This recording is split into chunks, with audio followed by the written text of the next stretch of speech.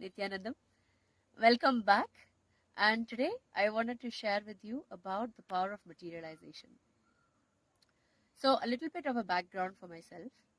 I was born and brought up in India, and of course, into a Hindu family, a family that follows Sanatana Hindu Dharma. And my family we actually had an extended family, so we lived together. My father's brothers and their families, we all lived together. So we celebrated pretty much every other day, as you have every other day in the Hindu calendar is a celebration. So I was brought up with all the pujas, rituals, and deities, and of course, background historical moments and happenings like Mahabharata and Ramayana. However, there was a disconnect with deities. Somewhere, I believed it was something we did, but there wasn't life. There wasn't a life connection with deities.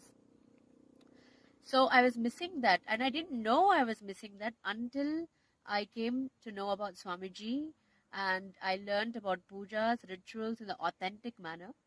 And of course, then came one more dimension, which was that deities have life in them. That we pray through deities and the energy behind them, the power behind them.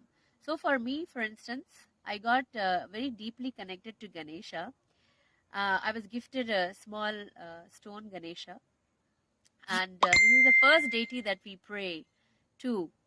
Um, and yeah, we also got a cosmic ring, ding, for that moment of where I connected with Ganesha.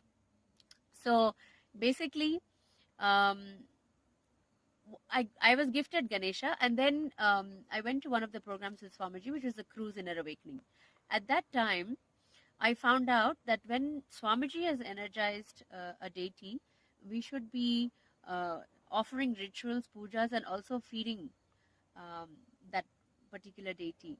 And I didn't know this. I came to know 6 months later. So of course I was so I was actually really shocked to find this out, and I was like, oh my god, I've left Ganesha alone and I've starved him for 6 months. This is the feeling I got. So then and there and then I decided that from now on, from that day onwards, first I'll feed Ganesha, then I'll eat.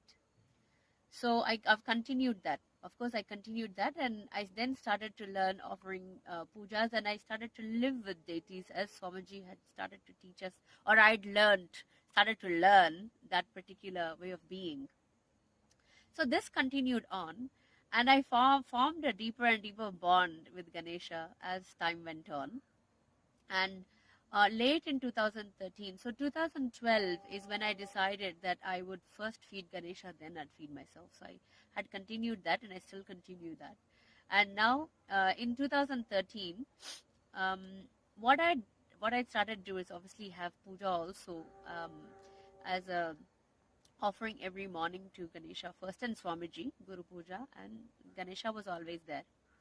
So as usual, it was sometime in late November 2013 that I somewhere along that lines, it was around November December time 2013. um, we offered puja. So it was myself and a friend. We offered puja to Ganesha. It was very early. Puja used to be at about 2:30, 3:30 a.m. So we offered puja, and as usual, at the end of the puja, of 45 minutes or so, 50 minutes or so, I picked Ganesha up in my hands to wipe the bottom part, which would usually get wet. So when I picked Ganesha up this time, he had these red blobs all over him. And I wondered, what is this? And I looked closely, it was kumkum. And Swamiji had actually told us at that time, do not use kumkum during puja, because or various sorts of materialization is what he was going to be doing. So I when I picked up, of course we didn't have kumkum anywhere for any of the puja items. So I started to ask other members that were around if they had accidentally dropped anything while they put it on their forehead or anything like that. I verified with everybody because I was really shocked, and of course there was a mixture. It was like a pleasant surprise and an elation with this like worry, is it really that, and wanting it to be materialization of kumkum on Ganesha. And I verified with everybody. Then, of course, I wrote to Manyanatmananda Swami, who usually I write to see if Swamiji can verify this. And we was 2:30, 3:30 in the morning. So by the time we finished puja, I did all of this, all the verification. I wrote off to Manyanatma Swami. And when I slept off, we decided to rest for a bit because we'd been up all night. Just before I went to sleep, I knew it was materialization of Kumkum on Ganesha. So I'd taken this journey even before Manyanatma Swami could verify it. When I woke up, of course, the verification was that yes, it was Kumkum materialized on Ganesha. I had taken a journey from a non-believer to a believer. It was such a beautiful journey for me, a very experiential one. And I understood that it is the space that happens in us.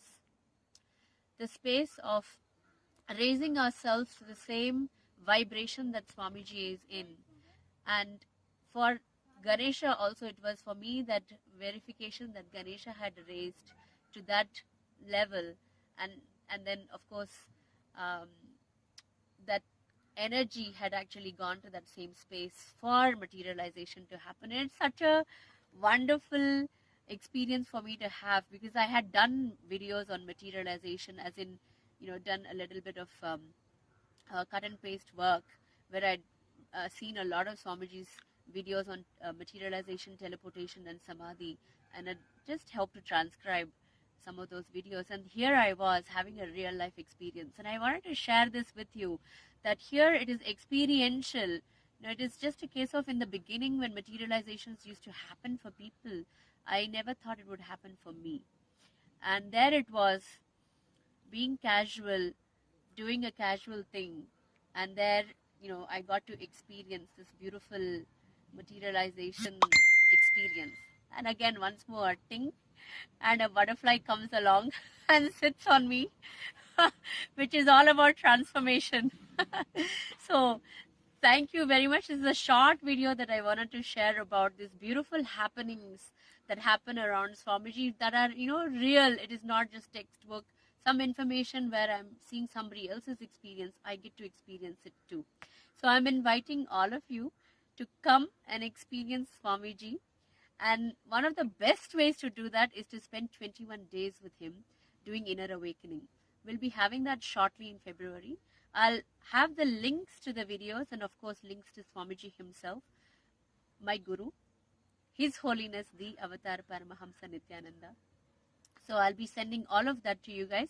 Please share, comment, and put on your any questions that you have, any queries that you have. I'll answer to them. Thank you very much for watching. Nityanandam.